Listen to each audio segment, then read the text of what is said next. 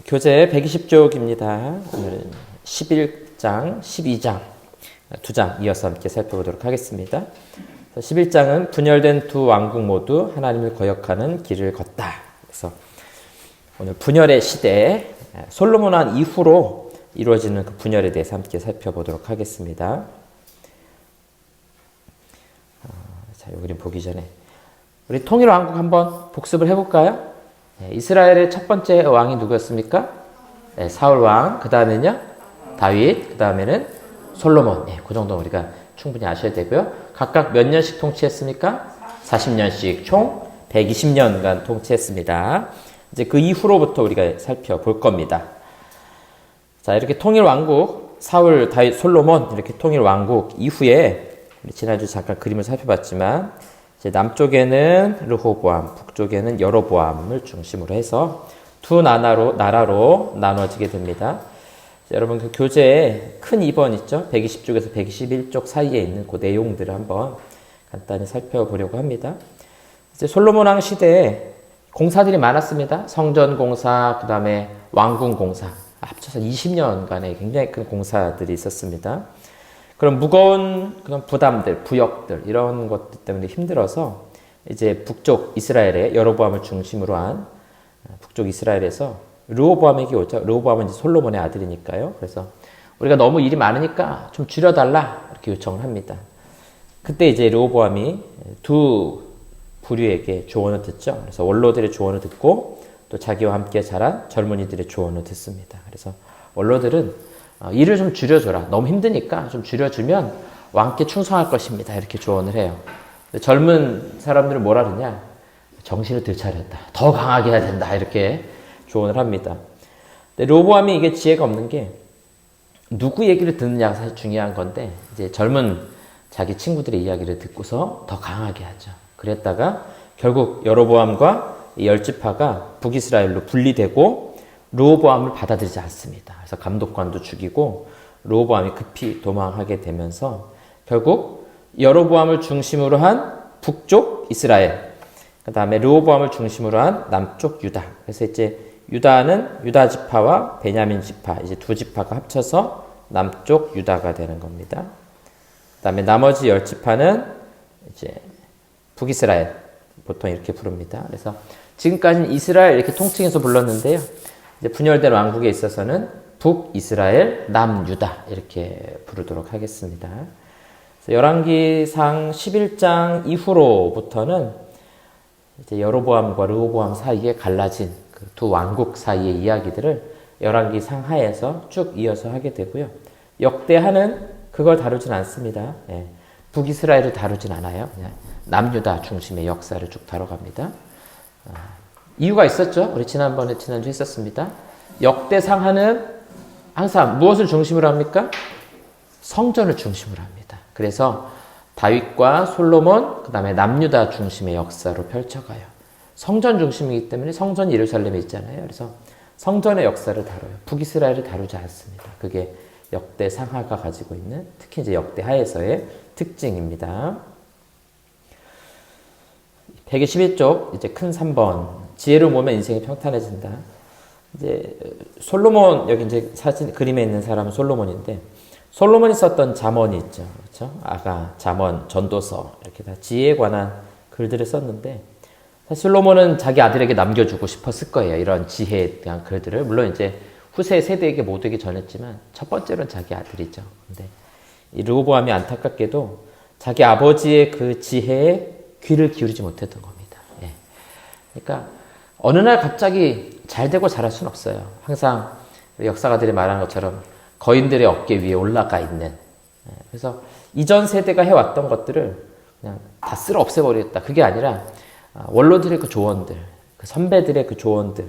우리 아버지는 뭐라고 말씀하셨는가? 우리 선배들은 뭐라고 말하고 있는가? 거기에 이제 귀를 기울일 필요가 있는 거죠. 그 이야기를 듣고 믿음과 또 지혜 이런 것들이 전수가 돼야 되는데 그렇게 전수가 되지 못하니까 이제 두 나라로 이제 분열되는 그런 안타까운 일들이 일어나게 됩니다. 이 두 나라로 분열되는 비극은 가장 안타까운 건 뭐냐면은 북쪽 이스라엘이에요. 북쪽 이스라엘이 아예 뭐 성전에 오지도 않거니와 완전히 분열된 나라가 되고 이 나라가 정말 하나님이 세우신 이스라엘 백성들이 맞는가 싶은 삶을 살아가게 되는 겁니다. 우상을 만들어서 섬기고 제사장들 다 내쫓고 그 다음에 돈 주고 제사장 살 수 있고 이런 시대가 북이스라엘에 오게 되는 것을 우리가 볼 수 있습니다. 122쪽 보겠습니다. 멸망을 향해 달리는 두 왕국. 이제 두 나라 북이스라엘과 남유다가 어떻게 이제 파국으로 치닫게 되는가라는 그런 좀 절망적인 그런 이야기들. 특히 열왕기 상하를 보면 그런 이야기들이 많이 등장하고요. 열왕기에서는 특별히 북이스라엘의 죄를 어디서 찾느냐? 요 이름에서 찾아요. 느바세 아들 여로보암의 죄. 예. 그래서 이 표현을 반복해요. 느바세 아들 여로보암의 길을 따라. 이런 뭐 악한 길을 갔더라. 이런 표현들을 많이 하거든요. 그래서 여러분들이 그 문구를 보면서 이 북이스라엘을 시작했던 여로보암. 그가 무슨 일을 했길래 성경이 계속해서 이 사람에 대해서 이야기하고 있는가? 역대하 11장 13절에서 17절 보면 온 이스라엘의 제사장들과 레위 사람들이 그들의 모든 지방에서부터 르호보암에게 돌아오되, 자, 레위 사람들이 북쪽에도 많이 살았을 거 아니에요? 자기 목초지가 있잖아요. 거기서 남쪽 유다로 막 내려오는 거예요. 지금 우리나라처럼 뭐 이렇게 휴전선이 있는 게 아니니까 왕래 자체를 막지는 않았거든요. 못 막죠. 그건 못 막는데 레위인들이 막 돌아오는 거예요. 그러면서 예루살렘에 이르렀으니 이는 여로보암과 그의 아들들이 그들을 해임하여, 그러니까 제사장에서 잘라버린 거죠. 여호와께 제사장의 직분을 행하지 못하게 하고 여로보암이 여러 산당과 순념소 우상과 자기가 만든 송아지 우상을 위하여 친히 제사장들을 세웁니다. 그러니까 자기 마음에 드는 제사장들을 막 세워놓고서 우상에게 제사하고 절하고, 그게 북이스라엘의 시작이에요. 뭐 남유다도 그렇게 훌륭하게 잘한 건 아니지만 그렇게까지는 안 했어요. 근데 북이스라엘은 아주 형편없었다. 그래서 이 분열의 시대, 왕들의 시대 우리가 기억할 것은 북이스라엘은 완전히 그 파국을 향해 치닫는 선한 왕들이 아예 없습니다. 유다는 그래도 우리가 잘 아는 조금 유명한 왕들이 있죠. 여호사밧이라든가 히스기야라든가 요시야라든가 이런 왕들이 조금 있었습니다. 물론 항상 잘했던 건 아니에요. 간혹 좀 잘한 왕들이 있었다라는 것이죠. 자, 123쪽에 그 그림을 한번 보도록 할까요? 자, 분열의 시대 북쪽을 좀 보도록 하겠습니다. 보니까 거기 성적표가 잘 나와 있죠. 이스라엘 최종 점수 선한 왕 0명, 악한 왕 19명. 예. 몇 점입니까? 빵점이 빵점. 아예 그냥 성경이 좋은 왕이라고 말할 수 있는 왕들이 아예 없습니다. 그래서 내용에 보시면 19명의 왕이 있었고요. 총 208년간, 그러니까 솔로몬 죽음 이후에 분열되고서 208년간 지속되었습니다. 왕위 계승이 9차례 깨졌다. 그러니까 이제 왕이 계승이 세습이 되잖아요. 아들이 왕이 돼야 되는데 중간에 반란이 일어난 거예요. 뭐 어떤 식으로든 반란이 일어나든. 그래서 9번이나 그 자손에게 물려주지 못하고 그냥 깨져버린 거죠. 왕위가 없었던 때도 2번이나 있었습니다. 그 다음에 사람들의 죽음을 보세요. 자연스럽게 죽은 사람 7명밖에 안 돼요. 비극적으로 죽은 사람 12명, 하나님이 죽인 사람 1명, 전쟁에서 죽은 사람 2명, 자살도 1명 있고요. 2층에서 떨어진 사람 1명, 살해당한 사람 6명, 포로된 사람 1명. 너무 비극적이죠. 예. 그러니까 얼마나 혼란스러운가. 그 중국 역사도 이렇게 보면 진시황 그 황제가 되고서 그때까지 막 평안한데 그 다음부터는 막 서로 막 죽이고 뭐 난리도 아니거든요. 어떻게 저렇게 엄청난 피해 역사가 있는가 싶잖아요. 저러고도 살 수 있을까 싶은데 북이스라엘이 그랬다는 거예요. 그래서 여러분들이 열왕기 읽어보면 북이스라엘 그 왕들의 이야기 보면은 거기는 뭐 아주 처참합니다. 뭐 반란이 일어나고 서로 막 죽이고, 통치 기간이 한 12년 정도 그 이상 통치한 사람은 12명, 그 이상도 못했죠. 6개월 통치한 사람 1명, 1개월 통치한 사람 1명, 일주일 통치하고 죽은 사람 1명, 이 정도로. 예. 이게 열왕기가 고발하고 있는 내용이에요. 결국 이렇게 악한 시대를 가니까 뭐 하나님을 섬기는 거는 뭐 기대할 수도 없고, 내부적인 그런 반란, 서로 죽이고 죽이는 그런 싸움들. 그래서 그런 나라가 하나님께서 200년 정도 지속하시고 아수르에 의해서 멸망당합니다. 그리고 흩어지고 이주한 이방인과 섞입니다. 보시면 이 사마리아가 이제 북쪽에 있는 도시거든요. 우리가 신약에도 보면 사마리아가 나오잖아요. 그래서 이 세멜이라는 사람으로부터 산 도시이죠. 그래서 이름을 사마리아라고 붙이게 되는데요. 보시면 여기는 이제 두 가지 그림은 누굽니까? 엘리야죠. 그래서 엘리야 아합 왕의 시대 때 850명의 바알과 아세라 선지자. 엄청 많은 거죠. 바알과 아세라 선지자가 850명이나 되는 거예요. 그런 우상의 선지자들과 싸워서 엘리야가 승리하고 또 나중에 불말과 불병거, 또 바람과 함께 하늘로 올라가게 되죠.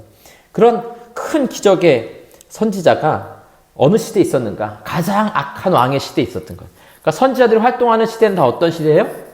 악한 시대, 악한 시대. 말을 하도 안 들으니까 그냥 하나님께서 계속해서 하나님의 일꾼들을. 이제 우리 보겠지만 사울 왕 때, 그때 이제 사무엘이 있었고, 다윗 왕 때, 솔로몬 왕 때, 선지자들이 없어요. 있어야 다윗 왕 때 나단 선지자, 갓 선지자, 개인적으로 좀 잘못하면 이야기해주는 그 정도 선지자지, 우리 성경을 기록한 이런 선지자들이 없습니다. 근데 악한 시대에 엄청나게 많은 선지자들이 이제 등장해서 사역을 하는 거예요. 결국 BC 722년에 아수르에 의해서 멸망당합니다. 이제 아수르가 이렇게 공격을 해오거든요. 그래서 멸망당하고 이 사마리아에 있던 사람들을 아수르 쪽으로 다 데려가요. 뿔뿔이 흩어지게 해요. 그리고 아수르에 살던 사람들을 사마리아로 데려옵니다. 그리고 거기서 혼합 정책을 써가지고 그냥 다 섞이게 됩니다. 그래서 예수님 당시에 성경에 보면 유대인들이 사마리아 땅으로 안 가려고 그러잖아요. 왜 안 가려고 그러냐? 이런 시대에 이제 서로 섞여지게 되는 그런 일들이 많이 일어났었던 것이죠. 뭐 아예 안 간 건 아니지만 혹시라도 부정함을 입을까봐 그래서 잘 안 가게 되는 거죠. 자, 그리고 남유다 한번 보도록 하겠습니다. 남유다는 20명의 왕이었고요. 344년. 왕의 숫자는 비슷한데 기간은 훨씬 길죠. 136년이 더 길어요. 그 말은 뭐냐면 조금 더 왕이 통치한 기간이 길었다. 므낫세 같은 경우는 50년 이상 통치했었죠. 북이스라엘에 비해 비교적 안정적이었고요. 다윗을 이어 유다 지파의 왕이 계속해서 계승을 해갑니다. 8명의 왕에게는 선하다는 평가도 하고 있습니다. 여러분들이 그 성경 읽으면서 어떤 왕들이 선하다고 평가하는가 이런 거 한번 체크해 보시면 좋을 것 같습니다. 자, 그러나 남유다 역시 마찬가지로 마지막 점수를 보니까 선한 왕 8명, 악한 왕 12명. 50점을 넘지 못했네요. 그래서 여기도 탈락. 결국 바벨론에 의해서 멸망을 당합니다.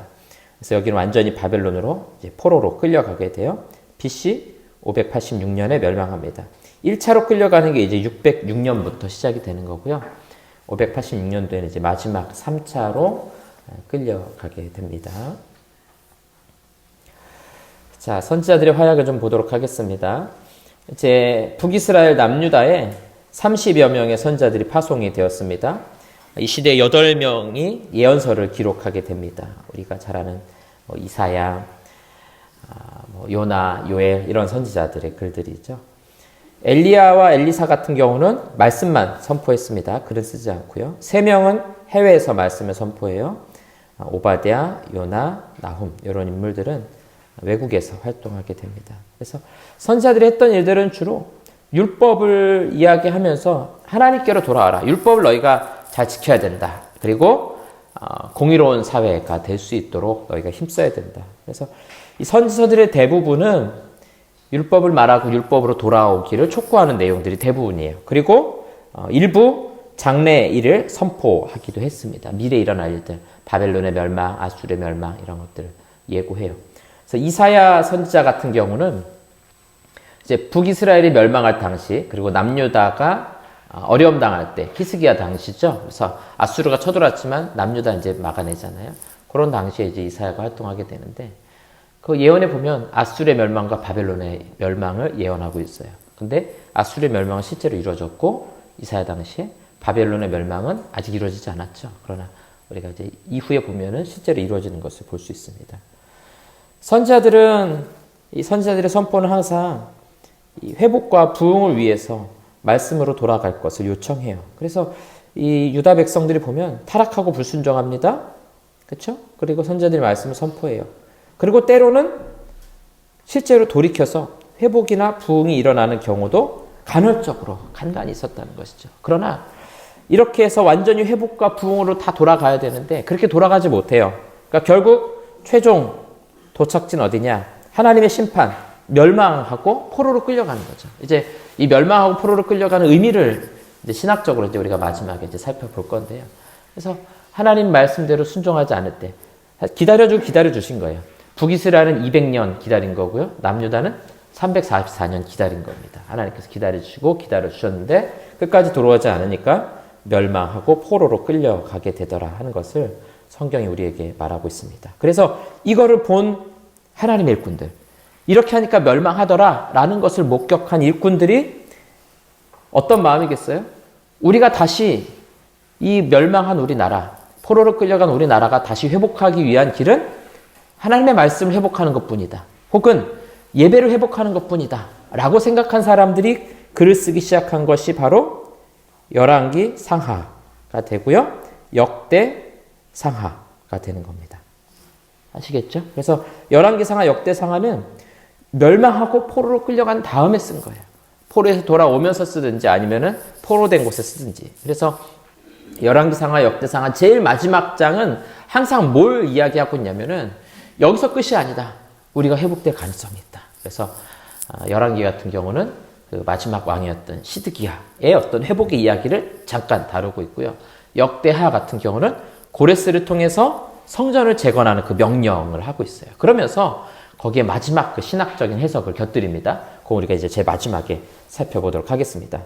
그래서 선지자들은 항상 어떤 사람입니까? 인기 없는 사람들이에요. 제사장들은 옆에서 제사할 때 찬양도 불러주고 같이 손잡아주고 기도도 하는데 선지자들은 어때요? 맨날 와가지고 그냥 강단에서 회개하십시오. 그렇게 살면 안 됩니다. 이런 얘기만 하니까 사람들이 싫어하는 거예요. 그래서 막 죽이죠. 히브리서 11장에 보면은 믿음의 사람들이 어떻게 죽는지 나오죠. 광야에서 방황하고 유리하고 짐승에게 죽임당하고 뭐 톱으로 썰어서 죽이고 이사야가 아마 톱으로 썰려서 죽었다는 그런 전승이 있어요. 성경에 기록되어 있지 않지만 그러니까 선지자들은 맨 그런 박해를 받는 거예요. 그런데 그런 박해를 받으면서도 그걸 두려워하지 않고 하나님 말씀을 신실하게 전한 사람들이 바로 선지자들이었다 하는 것입니다. 자, 그래서 이런 패턴이 나오게 되어 있습니다. 하나님의 경고와 인내, 그리고 불순종. 끝까지 이렇게 불순종으로 갈 때는 마지막에 하나님께서 하신 일이 뭐가 됩니까? 징계. 이건 일종의 훈련입니다. 버리기도 하지만 하나님 백성들에게 징계는 훈련이에요.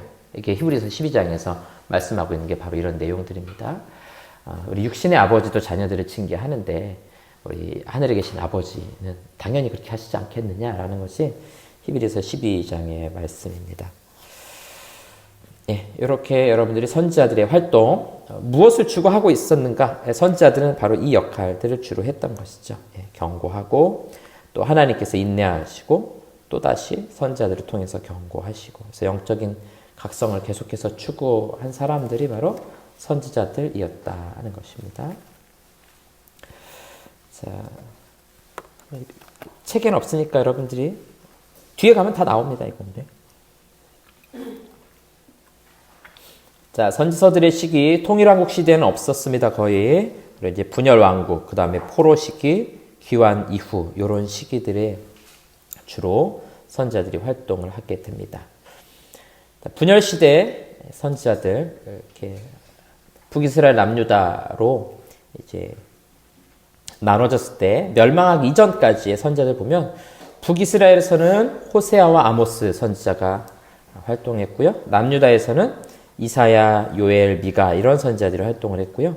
외국에 나가서는 오바댜, 요나 이런 선지자들이 이제 활동을 하게 됩니다. 그림에서 보시면 북쪽 이스라엘은 누굽니까? 아모스, 호세아 이런 선지자들이. 그리고 이제 니느웨, 여기는 이제 아수르의 수도입니다. 여기서는 요나가 말씀을 전하죠. 이때는 아수르가 이제 한참 일어나고 있을 때, 아직 이스라엘을 정복하거나 그럴 때는 아니었습니다. 그리고 남쪽 유다를 볼까요? 우리가 잘 아는 요엘 선지자, 미가 선지자, 이사야 선지자 이런 선지자들이 활동했고요. 제일 남쪽에 보시면 페트라라고 되어 있죠. 여기 에돔, 에서의 후예들이죠. 여기서 이제 오바댜가 하나님 말씀을 예언하게 됩니다.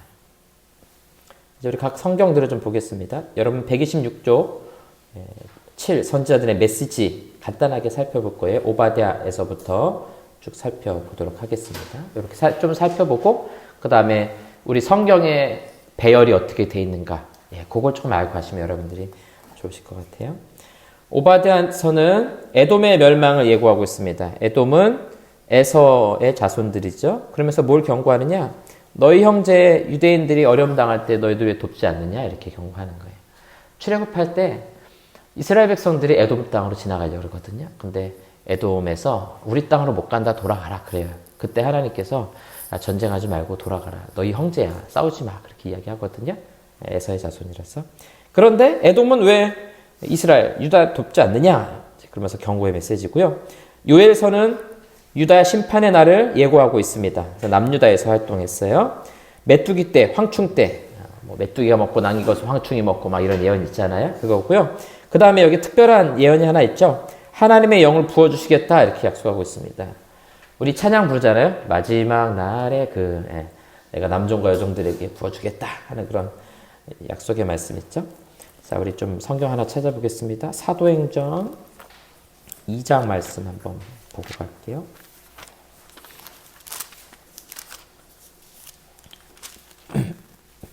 사도행전 2장 16절부터 보세요. 이게 언제냐면 오순절 성령 임하고 나서 이제 베드로가 오순절 성령 임하고 나서 베드로가 똑똑해졌습니다. 이제부터는 옛날 같지 않아요. 갑자기 지혜와 지식이 늘었어요. 그러면서 이는 곧 선지자 요엘을 통하여 말씀하신 것이니 일러스되, 그러니까 오순절 성령 사건을 해석하는 거예요. 베드로가 하나님이 말씀하시기를 말세에 내가 내 영을 모든 육체에 부어주리니 너희의 자녀들은 예언할 것이요 너희의 젊은이들은 환상을 보고 너희 늙은이들은 꿈을 꾸리라. 그때 내가 내 영을 내 남종과 여종들에게 부어주리니 그들이 예언할 것이요 또 내가 위로 하늘에서는 기사를 아래로 땅에서는 징조를 베풀리니 곧 피와 불과 연기로다. 주의 크고 영화로운 날이 이르기 전에 해가 변하여 어두워지고 달이 변하여 피가 되리라. 누구든지 주의 이름을 부르는 자는 구원을 받으리라. 이렇게 요엘서의 말씀이 오순절 성령 사건을 통해 이루어졌다라고 해석을 하면서 설교를 해요. 또 여러분 이 예언을 한번 잘 보세요. 17절에 하나님의 영을 모든 육체에게 부어주신다. 실제로 임했죠. 18절 내 영을 남종과 여종들에게 부어주리니 그들은 예언할 것이요. 이것도 마찬가지로 이루어졌어요. 근데 19절부터 보면 땅에는 징조가 피와 불과 연기, 또 20절 주의 크고 영화로운 날이기 전에 해가 변하여 어두워지고 달이 변하여 피가 되고, 이건 아직 이루어지지 않았죠. 이 내용이 어디서 이루어집니까? 요한계시록에 보면 이루어지게 되죠. 그러니까 이 선지자들의 예언이 요엘 선지자가 이런 예언을 할 때는 미래 일들이 중첩되어서 보여지는 거예요. 여러분들이 이 예언을 좀 잘 이해해 주시면 좋을 것 같아요. 마치 설악산을 멀리서 보면은 한 덩어리로 보이죠. 그렇죠? 근데 가까이서 보면 어때요? 앞쪽에 있는 산하고 뒤쪽에 있는 산하고 거리가 상당히 떨어져 있어요. 저 에베레스트, 히말라야 이런 데 가면 어떻습니까? 멀리서 보면 한 덩어리로 보이는데 가까이서 보면은 산하고 산 사이의 거리가 어마어마하게 떨어져 있어요. 그런 것처럼 요엘 선지자가 예언할 때 어떤 예언은 가까이, 어떤 예언은 멀리. 근데 그거를 한 덩어리로 그냥 예언을 하는 거예요. 덩어리로 표현하니까 좀 이상한데 하나의 예언으로 하는데 그 중에 일부는 먼저 이루어지고 나머지는 나중에 이루어지고 이렇게 보인다는 거죠. 이게 중첩된 현상으로 보여지게 됩니다. 그래서 요엘 선지자는 이런 하나님의 심판의 날이 말 것이다. 근데 그 심판의 날이 때로는 오순절 성령 사건으로, 때로는 마지막 날에 그리스도께서 재림하심으로 이루어진다라는 것입니다. 그래서 그냥 가까이 보기에는 요엘의 예언이 유다가 멸망하는 거예요. 그러나 더 멀리 보면 유다의 멸망만이 아니라 모든 믿지 않는 악한 자들의 심판날이 다가오게 된다라는 것을 함께 예언하고 있는 겁니다. 모든 예언이 그렇습니다. 네. 가까운 것만 하는 게 아니에요. 선지자들은 가까운 것만 보였지만 사실은 굉장히 멀리 있는 것까지 함께 예언하고 있는 것입니다. 요나서는 아주 재밌는 성경이죠. 그래서 니느웨, 아수르의 수도였던 니느웨의 복음을 전합니다. 그러면서 회개하게 되죠. 아주 놀라운 일들이 벌어져요. 아수르에 있는 니느웨 사람들, 남자만 12만 명이 요나가 하루 복음을 전했더니 다 회개하고 짐승까지 막 금식하면서 변화되죠. 여러분들이 이 요나서를 읽으시면서 한번 질문해 보세요. 왜 하나님께서 니느웨의 회개를 선포하셨을까요? 그리고 왜 니느웨 백성들은 회개를 했을까요? 요나가 그렇게 가기 싫어했는데 하나님이 진짜 니느웨를 사랑해서 왜 그랬을까요? 그런 질문을 우리가 한번 해보는 거예요. 다른 예를 들어서 오바댜가 에돔에 예언했을 때 에돔이 회개하고 이렇게 돌아오지 않아요. 그리고 이 100년 뒤에 나훔이 니느웨에 한 번 더 이 회개를 요청했거든요. 근데 회개하지 않아요. 그때 다 멸망당해요. 근데 유일하게 한 번 회개하고 돌아온 게 니느웨 요나 때예요. 근데 왜 그랬을까? 이렇게 한번 질문해 보는 거죠. 네. 왜 그랬을까? 궁금하죠. 네. 한번 여러분들이 생각을 해보시고 제가 또 수업하다가 생각나면 한번 또 정답은 아니겠지만 제가 생각한 답을 한번 또 말씀드려 보겠습니다. 그 다음에 아모스는 제사장도 아니고 자기는 선지자도 아니다 그러죠. 자기는 뽕잎을 재배하는 목자다 이렇게 이야기하고 있어요. 율법에 대한 태도들에 대해서 경고하면서 북이스라엘의 심판의 메시지를 전합니다. 여러 가지 환상을 봅니다. 메뚜기 환상, 잘못됐네요. 메뚜기 환상, 불 환상, 다림줄 환상. 다림줄은 뭔지 아시죠? 이렇게 줄을 달아서 아래로 하는. 이게 옛날에 건축할 때 이게 필요해서 썼던 거잖아요. 그래서 이제 지금이야 다 레이저로 하지만 이제 과거에는 정확하게 위에서부터 아래로 수직으로 하기 위해서 또 이제 가로선, 세로선 그을 때 먹줄 같은 이렇게 튀겨서 하고 그러잖아요. 이게 뭐냐면 정확하게 재는 거예요. 선을, 기준을 정하는 거죠. 그래서 다림줄 환상을 통해서 이스라엘 백성들이 여기서 지금 벗어나고 있다. 이제 그런 환상. 여름과의 한 광주리도 보여주시고요. 또 환상을 보면서 북이스라엘의 심판의 메시지를 줍니다. 호세아도 마찬가지로 북이스라엘에서 활동했던 선지자였죠. 음란한 여인 고멜과 결혼하죠. 결혼하고 자녀들 셋을 낳았는데 아주 좋지 않은 이름을 막 붙입니다. 아마 또 도망갈 것 같아요. 그런데도 또 계속해서 그 여인을 데려오고 뭘 보여줍니까?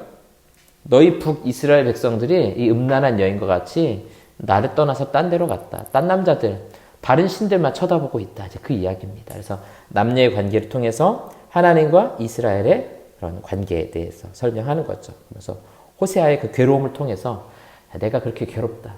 이스라엘만 생각하면 내 마음이 아프다. 그렇게 알려주고 계십니다. 미가서는요, 사회의 어떤 도덕성, 이런 것들에 대해서, 공의에 대해서 이야기하면서 중요한 메시아 예언이 있죠.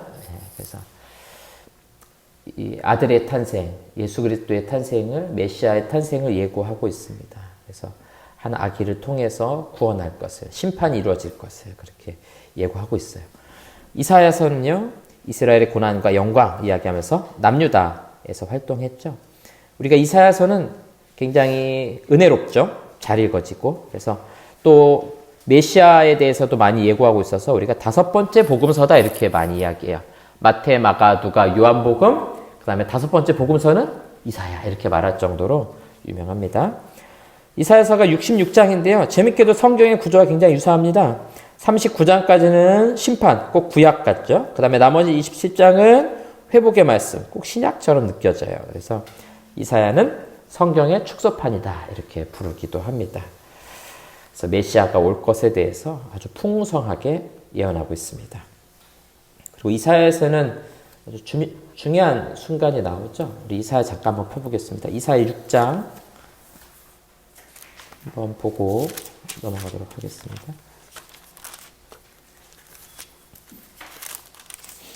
나중에 여러분들이 여기 부분 읽어 나가실 때 어떤 의미인지 한번 잘 보시면 좋을 것 같아요. 이사야 6장 1절에 보면 우시야 왕이 죽던 해에 내가 본즉 주께서 높이 들린 보좌에 앉으셨는데 그의 옷자락은 성전에 가득하였고.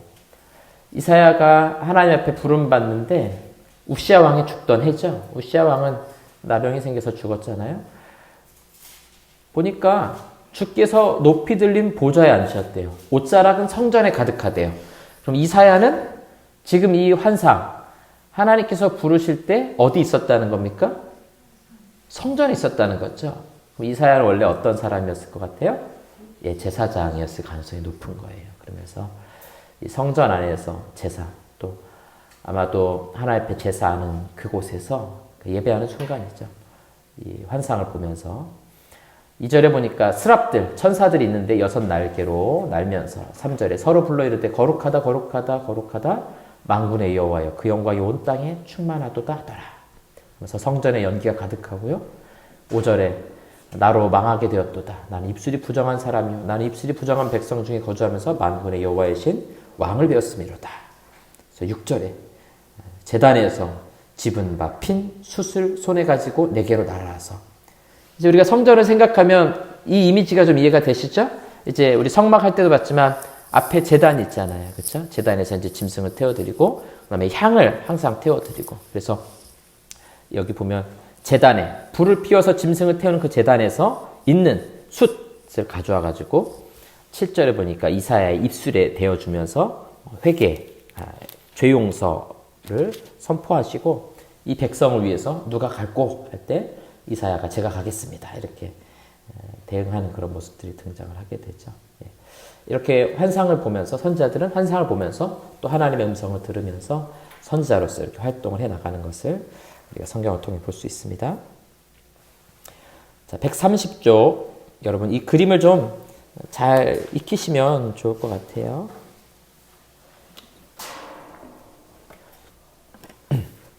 자, 시기 순서대로는 시기로 볼게요. 이렇게 두 개를 그으셔야 돼요. 아시겠죠? 그래서 바벨론 포로 이전에, 그다음에 포로 이후에, 그다음에 포로 당시에, 그다음에 마지막은 포로에서 돌아온 이후에 이렇게 구분이 됩니다. 그래서 여러분들 성경책에 구약 성경 목록 있죠? 제일 앞에 한번 목록을 펴보세요. 이걸 가지고 이제 구분을 할 거예요. 목록을 펴놓으시고 선지서가 어디서부터 시작되냐면 이사야부터 시작되죠. 이사야, 예레미야가 에스겔, 다니엘 여기까지가 대선지서입니다. 조금 이따 한 번 더 볼 거예요. 그리고 호세아부터 소선지서죠. 그래서 여기 보시면 바벨론 포로 이전에 분열 왕국 시대 활동했던 선지자가 오바댜, 요나, 요엘, 요나, 아모스, 호세아, 미가, 이사야.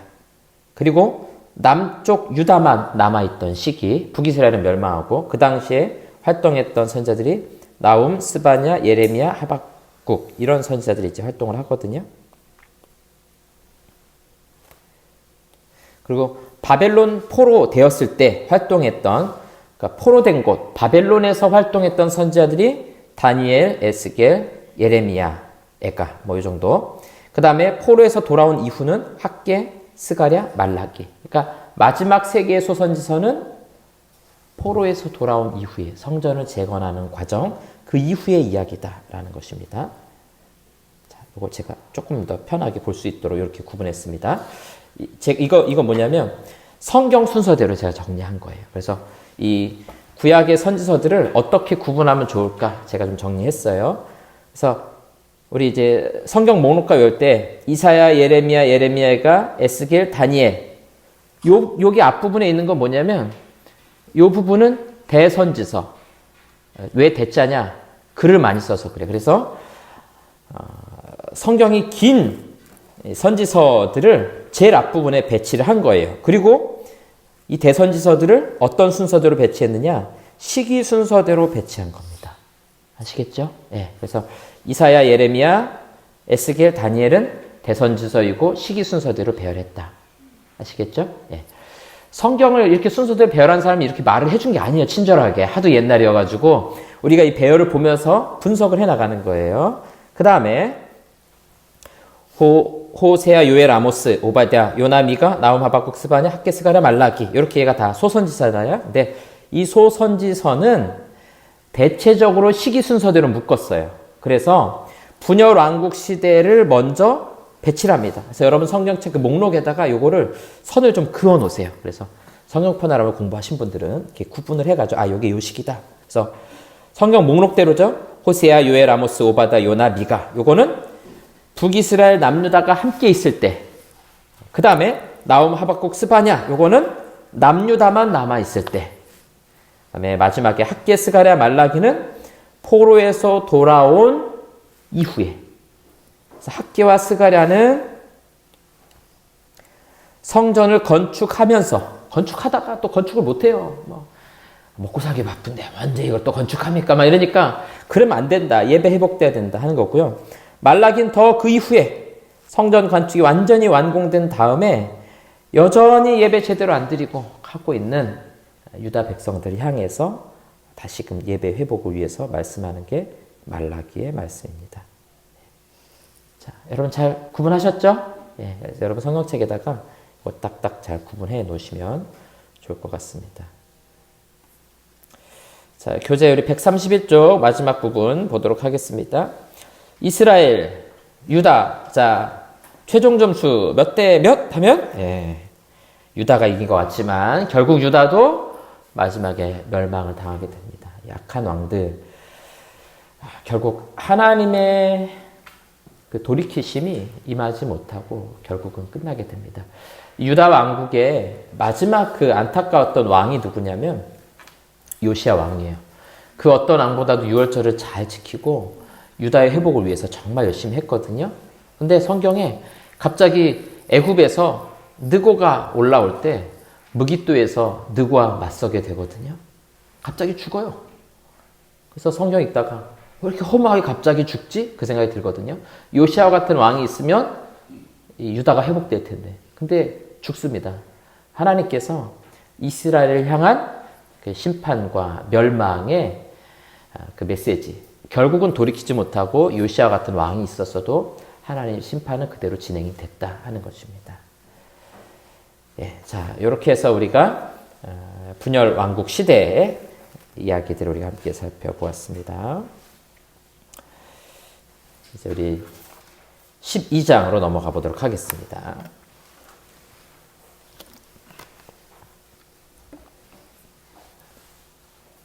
이해가 잘 되시나요? 네. 너무 어두운 내용인가요? 이제 선지자들이 많이 등장하면 막 복잡합니다. 복잡하기 때문에 여러분들이 잘 구별해서 보시고요. 이제 선지서들을 읽으실 때 그래도 선지서들은 조금 친절하게 시기를 말할 때가 종종 있어요. 그래서 예를 들어서 호세아 선지자가 호세아서 보면은 우시아와 요담과 아하스와 히스기야에 이어 유다 왕이 된 시대, 곧 요아스의 아들 여로보암이 이스라엘 왕이 된 시대. 그러니까 이 북이스라엘 두 번째 여로보암 시대에 내가 이런 예언이 임했다 이렇게 설명을 하거든요. 친절하게. 그러니까 그런 내용들을 보시면 어떤 왕의 시대구나. 조금 더 관심 있는 분들은 그 시대 내용을 찾아보면 돼요. 열왕기에 가서 제2 여로보암 2세 때 어떤 일들이 있었는가 그걸 살펴보는 거죠. 그러면은 나라가 잘 되고 뭐 부강하고 그런 시기가 온 걸 볼 수 있어요. 근데 호세아 선지자 내용을 보니까 나라는 잘 되는데 여전히 백성들은 하나님께 관심이 없는, 성공했으면 됐지 뭘 또 하나님을 찾냐, 이런 시대가 바로 호세아의 시대였다라는 겁니다. 그렇게 여러분들이 같이 이해해서 보시면은 훨씬 더 좋으실 것 같아요. 자, 이제 우리 포로로 끌려가는 시대, 이제 이스라엘과 유다, 특별히 이제 이스라엘이 북이스라엘 멸망했고요. 아까 살펴본 것처럼 이제 남유다는 어떻게 이제 마지막 멸망을 향해 달려가는가, 또 포로된 시대에 어떤 예언들이 임하는가라는 것을 함께 살펴보도록 하겠습니다.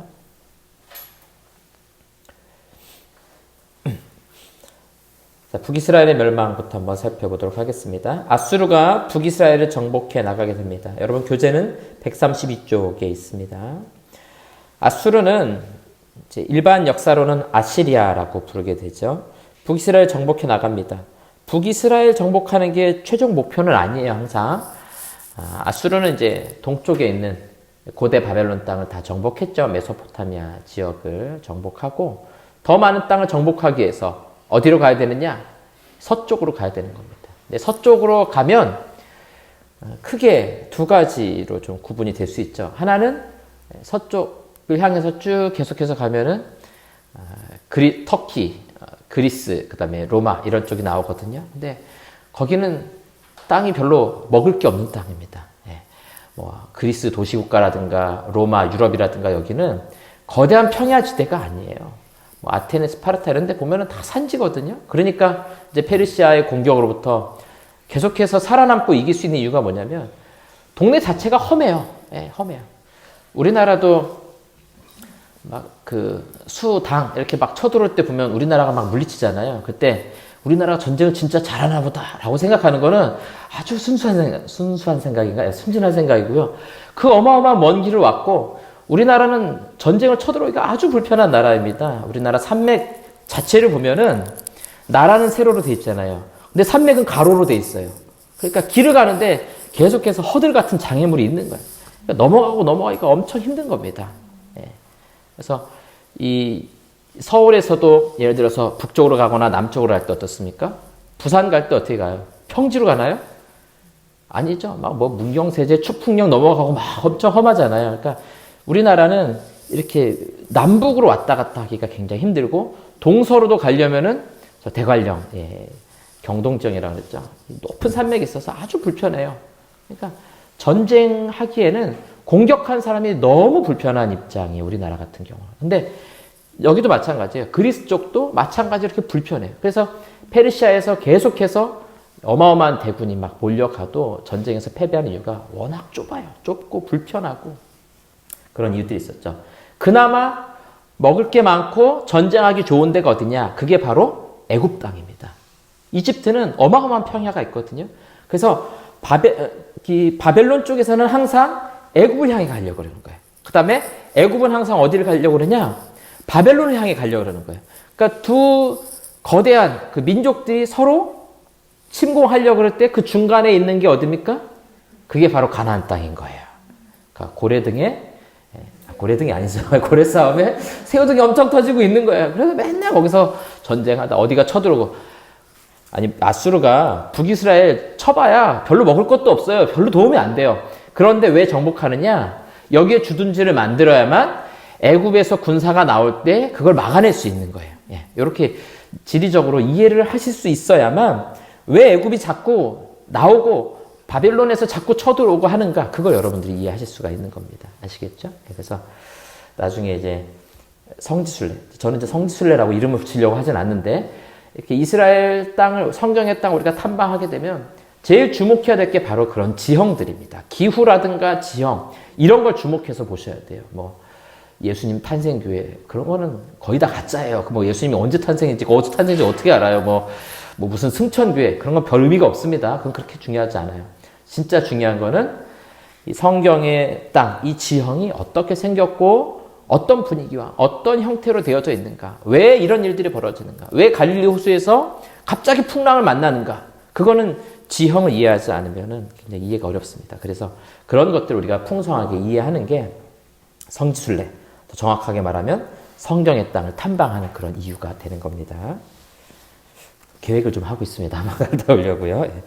자, 보도록 하겠습니다. 아수르는 이제 고대 바벨론 땅의 가장 첫 번째로 통일한 왕국이었죠. 근데 여기는 아주 잔인한 민족이에요. 아주 무섭습니다. 그래가지고 잔인한 방식으로 정복을 합니다. 우리가 잘 아는 대로 막 사람 막 껍질을 벗겨가지고 막 죽이고 막 그러거든요. 그래가지고 어떻게 하냐면 그렇게 잔인하게 죽여요. 그걸 막 걸어놓습니다. 전시해놔요. 그럼 그 다음에 어떤 일들이 벌어지냐?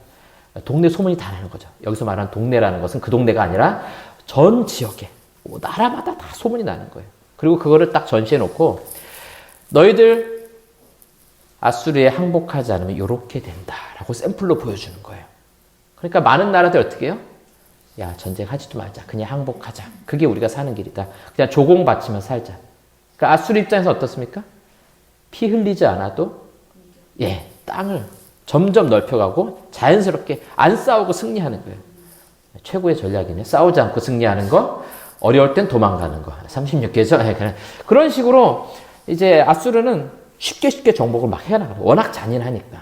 그래서 이 고대 바벨론 땅, 메소포타미아 땅을 다 정복하고 오늘 이제 이스라엘까지, 북이스라엘까지 정복하게 되는 겁니다. 말씀드린 대로 북이스라엘 자체가 탐나서가 아닙니다. 애굽을 견제하고 애굽으로 나아가는 발판을 마련하기 위한 방식이에요. 자, 그리고 나서 이제 북이스라엘 어떻게 하느냐?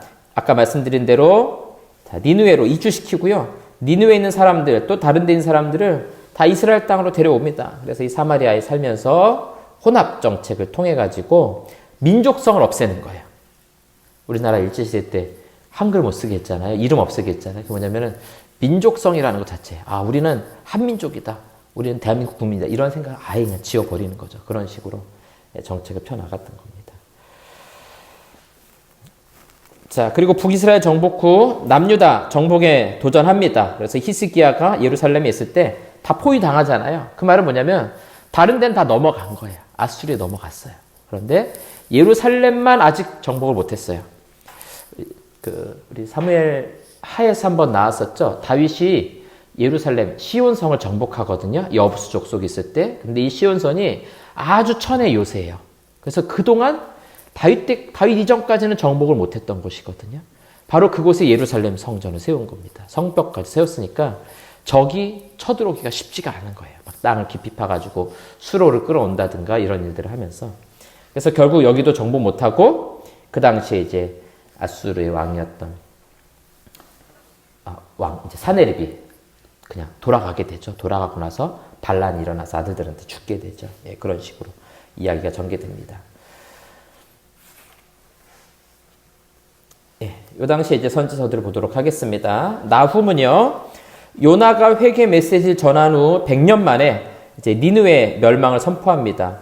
661년에서 612년이니까 이미 아수르는 아주 강대한 국가가 돼 있는 거예요. 아주 힘 있는 국가가 돼 있는 상태였던 거죠. 그런데 이 회개 메시지 듣지 않죠. 결국에는 이 북이스라엘도 바벨론에 의해서 멸망하게 됩니다. 그래서 이 당시에 이제 아수르가 전성기 지나서 이제 쇠락으로 갈 때, 그때쯤. 그래서 나훔은 니느웨 멸망을 선포했다. 정리해보면 니느웨 회개 메시지를 전한 선지자들은 2명입니다. 누구였습니까? 요나, 나훔. 예, 이런 선지자들. 요나 때는 회개했고요. 나훔 때는 회개하지 않았을 거예요. 그래서 아마 멸망당했던 것으로 우리가 생각해 볼 수 있습니다. 자, 그리고 나서 남유다는 북이스라엘보다 136년 정도 더 존속하게 됩니다. 이 나훔 선지자는 그 중간 시기에 있다고 생각하시면 돼요. 8명의 왕들이 더 활동을 하게 되고요. 2명만 긍정적인 평가를 받게 됩니다. 이제는 남쪽 유다만 남은 시대예요. 우리 지난주에 했던 그 교재에 보면은 소리굽새처럼 생겼었잖아요. 근데 그 소리굽새처럼 생긴 내용을 보면은 북이스라엘은 BC 722년에 멸망했고요. 남쪽 유다는 586년에 멸망하게 되죠. 그래서 이 소리굽새 중에서 위쪽은 사라지고 아래쪽만 남았다. 이렇게 이해하시면 됩니다. 백구 쪽에 보면 그 소리굽새 그림이 있어요. 둘 다 이제 길이는 똑같이 돼 있지만 사실은 남쪽 유다가 136년 더 지속되었다. 이 당시에 유다에서 활동했던 또 하나의 선지서 스파냐서, 시온의 남은 자들을 구원하겠다. 그래서 이 남은 자들만 시온으로 돌아오게 된다라는 그런 메시지입니다. 그래서 동시에 또 스바냐는 자기 백성을 향한 하나님의 사랑의 고백, 너희 하나님 여호와가 너희 가운데 계시니 그가 너로 인하여 기쁨을 이기지 못하시며, 이런 고백이 스바냐서예요. 지난주에 제가 금요일날 설교하기도 했지만 그런 아름다운 고백이 있는 것에 비해서 스바냐서 내용 전체는 무시무시합니다. 심판의 메시지가 막 나오고 있어요. 그리고 여기 이제 남은 자들이라고 돼 있거든요. 요게 제가 좀 써볼까요? 렘넌트라고 부르는데요. 남은 자라는 뜻이거든요. 이제 오른교회가 이제 렘넌트 청년부 뭐 이렇게 쓰는데 그 남은 자라는 뜻이고요.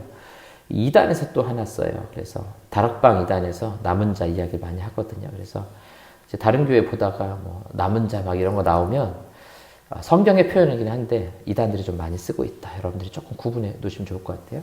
근데 성경에 나오는 사상이긴 해요. 남은 자들이 하나님께로 돌아오게 될 것이다. 그럼 그 남은 자가 누구일까요? 가까이로는 포로됐다 돌아온 백성들, 혹은 유다 땅에 남아있지만 신실하게 하나님을 섬기면서 심판을 피해간 백성들을 말합니다. 그러나 영적으로는 결국 신약시대로 넘어오면서 예수님을 믿고 구원받은 구원의 백성들, 성도들로 우리가 정리해 볼 수 있습니다. 그 다음에 예레미야서는요, 유다의 포로됨과 귀환, 그래서 유다가 멸망하는 현장에 예레미야는 있었습니다. 예레미야가 눈물의 선지자라고 부르잖아요. 유다가 멸망하는 걸 직접 보았고, 그런 유다 백성들 사이에서 비극을 경험했습니다. 뒤에서 한번 살펴보겠습니다. 하박국, 우리 잘 아는 노래죠? 무화과 나무 잎이 마르고, 그거 좋아서 부르는 게 아닙니다. 지금 좋아서 부르는 게 아니라 하박국이 하도 화가 나서 하나님 그냥 싹 다 멸망시켜 주세요. 제발 좀, 뭐 우리 유다도 좋고 모두 좋으니까 아유 저 꼴배기 싫어서 안 되겠습니다. 그냥 멸망시켜 주면 좋겠습니다. 라고 하니까, 다 멸망하니까 어때요? 자기도 먹을 게 없잖아요. 그래서 전쟁이 일어나니까 뭐 포도 열매가 없죠. 포도밭도 다 사라지고, 뭐 올리브, 감람나무 다 사라지고, 외양간에 무슨 송아지가 있고 뭐가 있겠어요. 다 없어진, 거의 뭐 멸망 직전의 순간이죠. 그 순간에라도 하나님이 하나님의 뜻대로 일하신다라는 응답 때문에 기뻐한다라는 그런 고백입니다. 그래서 선지자가 질문하면 하나님이 답을 하세요. 질문하고 답을 하시고 질문하고 답을 하시고 그렇게 두 번 하고 난 다음에 하나님의 응답은 뭐냐? 하나님 내 방식대로 일하겠다라고 말씀하세요. 근데 시기를 보세요. 610년에서 599년이죠. 예. 근데 언제 멸망합니까? 586년에 멸망하죠. 얼마 안 남은 거예요, 사실은. 근데 그 얼마 안 남은 마지막 기간이 하박국은 답답했던 거죠. 하나님께서는 조금 있으면 내가 내 일을 할 거다. 그렇게 말씀해 주시는 겁니다. 예레미야서는 신약 성경을 제외하고는 신약이 아니라 시편을 제외하고서는 성경에서 가장 긴 성경이 바로 예레미야입니다. 이사야가 66장까지 있고 예레미야는 52장까지인데 내용상으로는 예레미야가 더 길어요. 굉장히 깁니다. 내용도 잘 이렇게 분석이 좀 잘 안 되는 스타일이긴 해요. 예레미야나 에스겔이나 그렇긴 한데 여러 가지 그 환상들 또 특별한 일들을 경험하면서 예루살렘의 멸망, 유다의 멸망, 성전의 함락 이런 것들을 경험한 선지자가 바로 예레미야입니다. 그러니까 이런 비극을 본 선지자가 예레미야고요. 어릴 때 그 비극을 보며 끌려갔던 선지자가 다니엘입니다. 예. 여러 가지 우리 잘 아는 환상들이 등장하죠. 살구나무 과자 환상. 그리고 이때 이제 같이 보는 게 북쪽에서 끓는 가마가 기울어져서 내려오는 모습. 그 끓는 가마가 뭐겠습니까? 바벨론이 북쪽에서부터 이렇게 내려오는 모습. 동쪽에 있긴 한데 길 자체가 북쪽으로 해서 오게 돼 있어요. 그래서 심판이 임하게 될 것을 예고하고 있죠. 눈물 흘리며 통곡하고요. 토기장이 비유로 말해줍니다. 이거 이제 로마서에 가면 사도 바울이 그대로 인용해서 쓰죠. 그래서 하나님께서 이 토기장이와 같아서 내가 어떤 그릇을 만들든 토기장이가 할 일 아니냐 이런 식으로 말씀하시죠. 또 두루마리를 불태운 여호야김 앞에서 하나님 말씀을 전합니다. 이건 뭐냐면 여호야김 이제 거의 마지막 왕이죠. 추울 때 선지자가 하나님의 말씀을 선포하잖아요. 말씀 좋네. 그래서 말씀을 잘라가지고 난로에다가 불태우고 역시 말씀을 태워야 제맛이네 이러면서 말씀 듣고 불태우고 무시하는 거죠 하나님을. 그런 시대였다는 거예요. 그러니까 하나님의 심판이 임할 수밖에 없는 시대였던 거죠. 반역죄인으로 몰려서 투옥됩니다. 왜냐하면 예레미야가 뭘 예언하냐면 바벨론이 쳐들어온다. 싸우지 말고 가만히 끌려갔다가 바벨론의 평안을 위해서 기도하면 나중에 돌아온다. 그러니까 유다 백성 입장에서 어때요? 야, 저 완전 반역자 아니냐? 가만히 있으래. 전쟁도 하지 말래. 심지어는 그 나라 잘 되도록 기도하래. 이렇게 생각하니까 기가 막힌 거죠. 예. 그래서 투옥이 되고요. 진흙구덩이 속에도 던져지기도 합니다. 이 진흙구덩이 하니까 요셉이 생각나죠. 그래서 땅 속에 밑에 파가지고 혼자 올라올 수 없는 그런 구덩이를 만들어 놓습니다. 밑에 거는 이 다음 페이지 살펴보겠습니다. 그래서 우리 성경을 좀 하나 볼 텐데요. 예레미야가 이런 예언을 합니다. 이 모든 땅이 폐허가 되어 놀랄 일이 될 것이며 이 민족들은 70년 동안 바벨론의 왕을 섬기리라. 예레미야 25장 11절에 말하는데요. 다니엘이 이 말씀을 깨닫습니다. 하나님의 환상을 보다가 이 70년이라는 의미가 이것이구나. 그래서 포로로 70년 동안 끌려가서 포로로 70년 동안 살다가 다시 우리가 돌아오게 될 것이다 라는 것을 다니엘도 깨닫게 되거든요. 그럼 이 70년이 의미가 뭔가 이제 보면요. 606년에 1차로 다니엘을 비롯한 사람들이 포로로 끌려가요. 느부갓네살 왕 당시에. 그러니까 586년에 멸망해서 최종적으로 끌려가지만 606년에도 한번 침공해서 예루살렘의 성전에 있는 기물들을 많이 뺏어가고요. 다니엘도 끌려갑니다. 그때 빼앗아갔던 기물들을 가지고 바벨론의 마지막 왕이었던 벨사살 왕이 거기다 막 술 마시고 잔치하잖아요. 그걸 다니엘이 이제 보게 되죠. 그러면서 손이 나타나서 글씨 쓰여지잖아요. 이제 우리 뒤에 보겠지만 그때 이제 빼앗겼던 것들이고요. 에스겔을 비롯한 사람들이 두 번째 포로로 끌려가고요. 세 번째 완전히 멸망당하면서 끌려갑니다. 그러니까 포로로 끌려가는 게 3차에 걸쳐서 끌려가요. 그리고 포로로 갔다가 돌아오는 것도 3차에 걸쳐서 돌아오게 됩니다. 첫 번째가 536년에 스룹바벨을 비롯해서 첫 번째 귀환. 이 내용은 여러분 에스라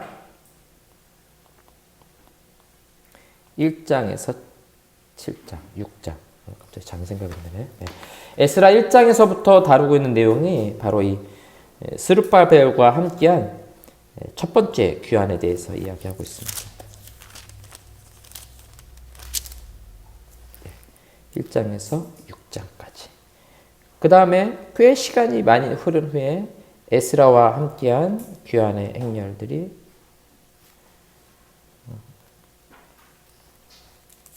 에스라 1장에서부터 마지막 10장까지 이렇게 되어 있습니다.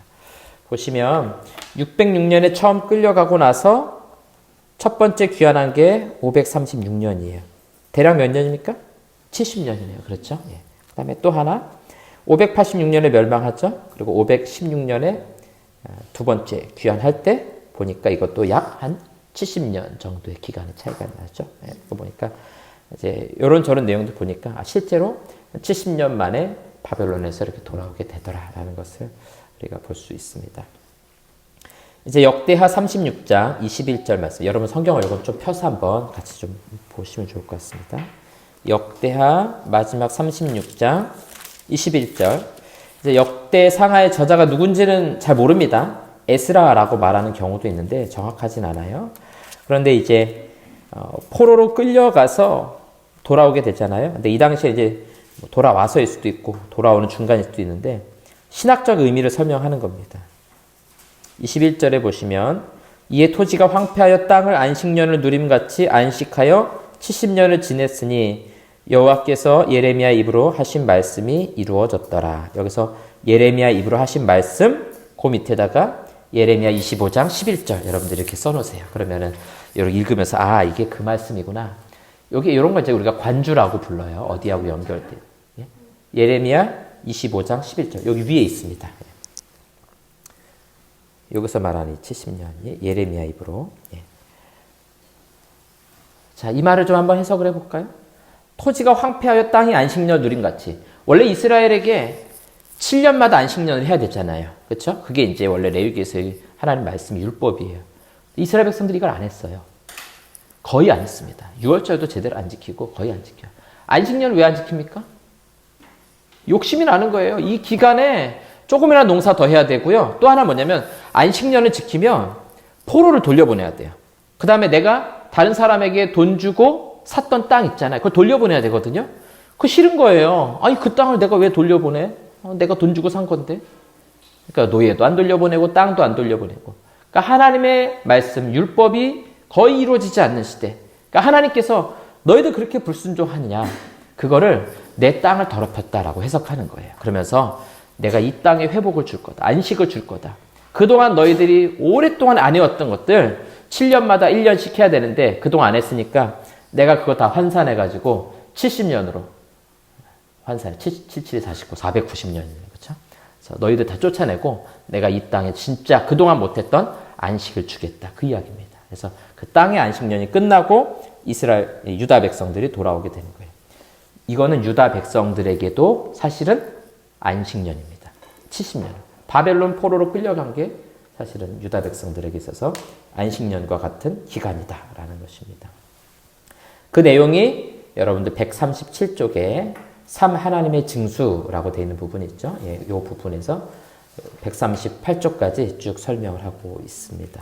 그래서 멸망당하고 포로로 끌려간 70년은 어떤 기간입니까? 안식년의 기간입니다. 여러분들이 그렇게 역대하의 해석. 그래서 역대하는 일종의 설교와 같아요.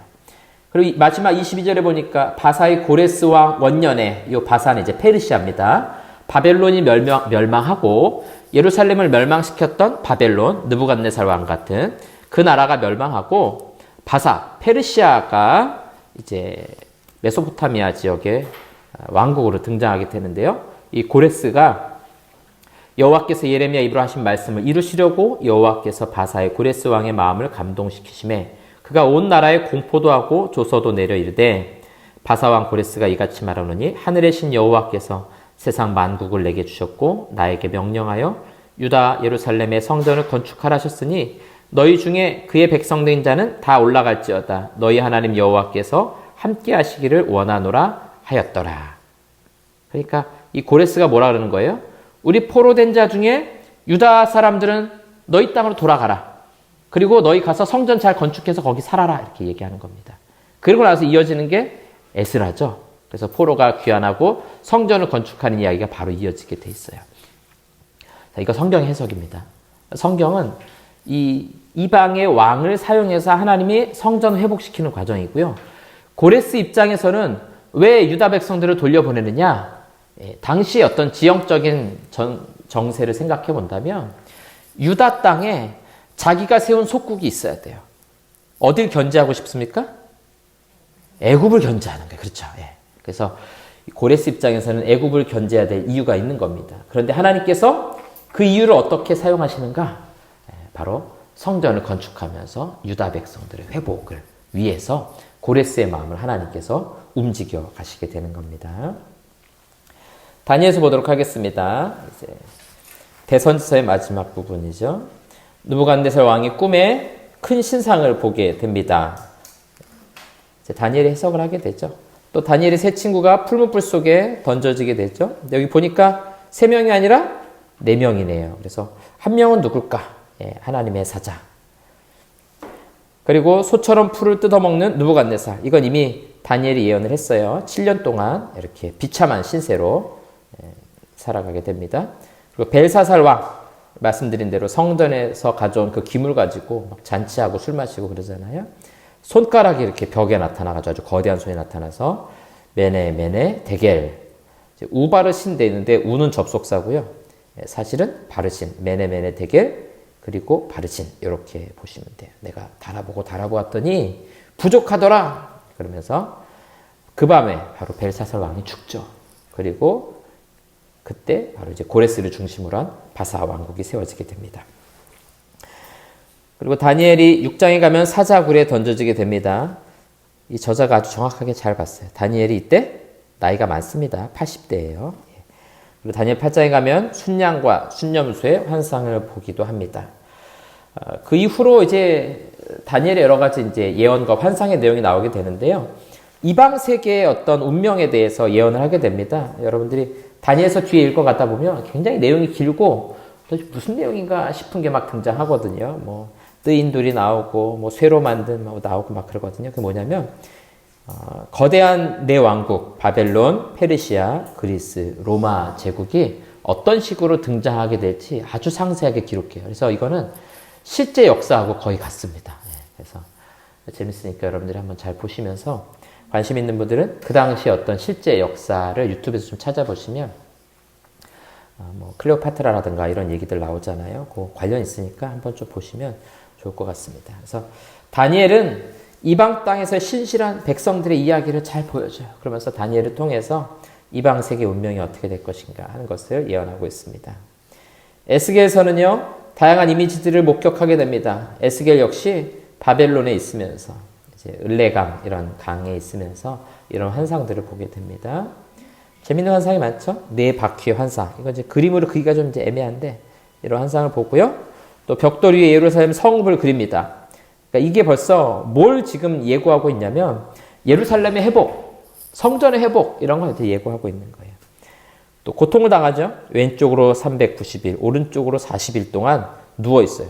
얼마나 불편합니까? 한쪽으로 누워가 일어나지도 못하고 이런 환상과 예고들. 또 머리털과 수염을 깎고 여기 웬 스님이 보이나 그러셨죠? 이게 지금 누굽니까? 에스겔입니다. 그래서 저울에 달아서 나눠두고요. 끓는 가마솥 비유를 통해서 심판을 전하고요. 파수꾼의 사명을 받기도 합니다. 또 마른 뼈들이 살아나는 환상. 우리 너무 유명한 환상이죠. 뼈 마디가 막 맞춰지고 근육과 살이 차고 이런 환상을 보고요. 또 성전에 물이 막 차오르는 그런 환상을 보게 되잖아요. 다양한 환상들을 봅니다. 어떤 면에서 정확하게 어떤 의미인가 좀 어려운 부분도 있는데요. 이런 환상의 이미지들이 이제 요한계시록에 가면은 이제 비슷하게 나오게 되는 거 볼 수 있습니다. 그래서 미래에 되어질 일들, 특별히 성전의 회복에 대해서 에스겔은 많이 예고하고 있습니다. 그러나 그 자신의 삶은 굉장히 고단하고 힘들었죠. 이방 땅에서. 예레미야 애가는요, 이제 예루살렘에 대한 어떤 슬픈 노래를 기록하고 있습니다. 142쪽 여러분 보시기 바랍니다. 예레미야 애가는 총 5장으로 되어 있고요. 1, 2, 3, 4, 5장으로 되어 있고 가나다 알파벳 순서로 되어 있는 이합체라는 시의 형태로 되어 있어요. 그래서 1장 22절까지, 2장도 22절까지, 3장은 66절까지. 마찬가지로 나머지는 22장, 22장. 그래서 알파벳 순서대로 첫 글자를 따서 애가를 부르고요. 3장만 알파벳이 22개인데 각각 3절씩 붙여서 부르고 있습니다. 이게 히브리 성경엔 잘 보이는데 한글 성경에 뭐 그게 잘 안 보이니까 대략 그런 시다라고 생각하시고요. 슬픈 노래입니다. 라멘테이션이라고 부르죠. 그러면서 하나님에 대한 소망을 이야기하게 됩니다. 자, 이제 마지막 143쪽 5. 현재의 고난과 미래의 영광 마지막 부분을 보도록 하겠습니다.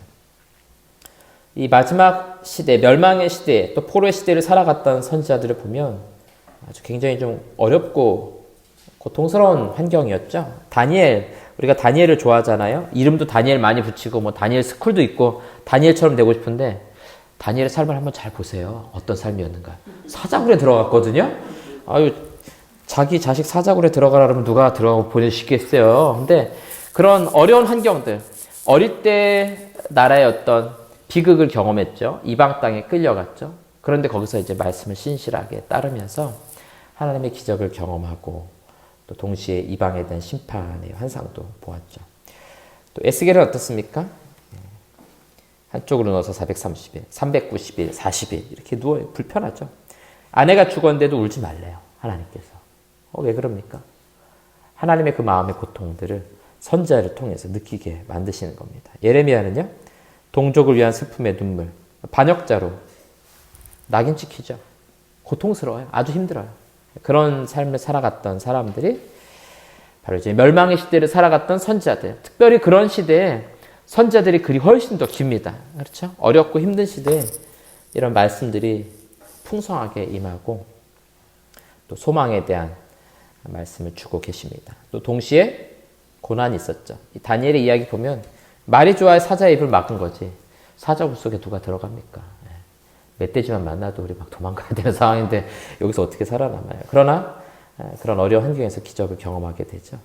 로마서 8장 17절에서 18절 보면 자녀이면 또한 상속자 곧 하나님의 상속자요 그리스도와 함께한 상속자니 우리가 그와 함께 영광을 받기 위하여 고난도 함께 받아야 할 것이니라 생각하건대 현재의 고난은 장차 우리에게 나타날 영광과 비교할 수 없도다. 그러니까 선지자 개인에게 있어서는 이런 고난과 환난들이 미래의 영광을 더욱더 바라보게 만들어 주었습니다.